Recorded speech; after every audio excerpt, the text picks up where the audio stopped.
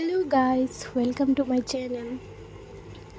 আজকে তোমার দাদাই আনলো বাউশ মাছ বাজার থেকে। আর 2 দিন থেকে মাছ খাওয়া হয়েছে না, কি বৃষ্টি বৃষ্টি, আর বাজারেও যাওয়া হয়েছে না, মাছও নেওয়া হয়েছে না।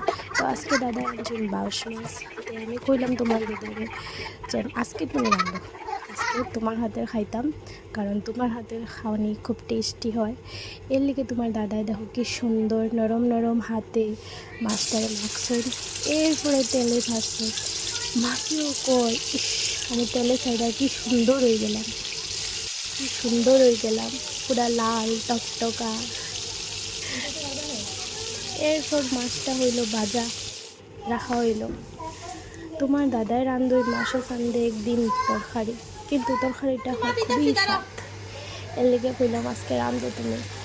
হঠাৎ হঠাৎ এরকম অন্য মানুষের হাতের রান্না খাইতে লাগে, খাইতে খুব ভাল লাগে।